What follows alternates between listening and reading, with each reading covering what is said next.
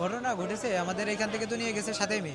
এখান থেকে নিয়ে যাওয়ার পরে মস্কে নামাইছে, মস্কে নিয়ে যাওয়ার পরে অরেনবুর্গ থেকে আমাদের ব্যাংক কার্ড, সিম কার্ড আর আকামার নাম করায় কন্টাকে সাইন করা হয়েছে, কিন্তু এটা আমরা রাশিয়ান ল্যাঙ্গুয়েজ লেখা, যার কারণে আমরা বুঝতে পারিনি। আমরা ওদের কাছে ওয়াইফাই চাইতাম, ওরা আমাদের কিছুই দেয় না। এরপরে আমাদের 12 তারিখে একটা ক্যাম্পেইনে যায়, তারপরে ওইখান থেকে ইউক্রেনে পাঠাই দেয়। কিছুদিন ট্রেনিং করায়, তারপর ফ্রন্টলাইনে পাঠাই দিচ্ছে। সেখানে আসলে লোমহর্ষক যে ঘটনা ঘটেছিল, জি জি একটু যদি জানাতেন যে আসলে কি কি সাব- মাথার উপরে অল টাইম মনে করেন ড্রোন থাকে, আর সামনে ইউক্রেনের সেনা আর নিচে মাইন বোম। আচ্ছা, আমরা দেখেছি একটা ভিডিও এসেছিল আমাদের কাছে যে 30 সেকেন্ডে আপনাদের একটা বড় একটা রুমে বসানো হয়েছিল, সেই ঘটনার যে একটু বলতেন প্রথম। হ্যাঁ, এইটা হচ্ছে আমরা জুলিয়া ওই মহিলার পায়জড়া ধরেছি যে আসলে আমরা বাঙালি, আমরা যুদ্ধ করতে আসি না, আমরা কাজ করতে আসছি। আমাদের যুদ্ধ দেন না, যদি আপনারা যুদ্ধ করানোর ইচ্ছা হয় তাহলে আমাদের বাংলাদেশে পাঠিয়ে দেন। আমরা ওদের পায়জড়া ধরেছি। এবার উনি থ্রেড দেয় আর বলে যে তোদের অনেক টাকা খরচ করে নিয়ে আইছি, তোদের তো যুদ্ধে তোদের জন্য আমাদের এই যে ইগর স্যার অনেক টাকা খরচ করেছে, এখন তোদের বাংলাদেশে পাঠানো হবে না, আর তোরা যদি যাতে চাইস তাহলে তোদের নিজের টাকা দিয়ে যাবে। আমরা বললাম ঠিক আছে, আমরা নিজের টাকা দিয়ে যাবো, আমাদের পাঠানোর ব্যবস্থা করে, বুঝছেন।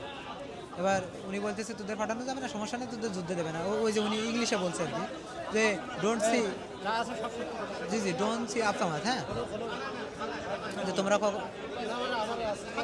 উনি আমার দুলাভাই। এবার বলতেছে যে তোমরা কখনো ইউক্রেনের ওই ড্রেসও পরবা না আর গুলিও দেখবা না, আর এইগুলো থেকে সবসময় বিরত থাকবা, তোমাদের যুদ্ধে দেবে না। তারপরে ঠিকই আমাদের ইউক্রেনে নিয়ে যে এই যে গুলি ট্রেনিং করায়, গুলি মারায়, তারপরে ড্রোনের কিছু কিছু দৌড়ায়, বোম মারায়, মিসাইল মারাবো, এগুলো শিখাইছে। তারপরে অনলাইনে পাঠাইছে। কিভাবে উদ্ধারটা হলেন আসলে, কিভাবে বের হয়ে আসলেন কিভাবে? আমি এখানে আহত হয়েছিলাম 1.5 মাস ইউক্রেনের হসপিটালে। ওইখান থেকে উন্নত চিকিৎসা হয় নাই, যার কারণে আমার পা ঠিক হচ্ছিল না। এই কারণে আমার রাশিয়ায় নিয়ে আসে, 15 দিন হয়েছে রাশিয়ায় আসছি। ওইখানে রাশিয়া একটা মহিলা ডক্টর আর আমাদের রাষ্ট্রদূত স্যারের সাহায্যে আমি ওইখান থেকে পালানোর পরে স্যারেরা ব্যবস্থা করে আমাকে ট্রাভেল পাস দিয়ে বাংলাদেশ পাঠিয়ে দিয়েছে।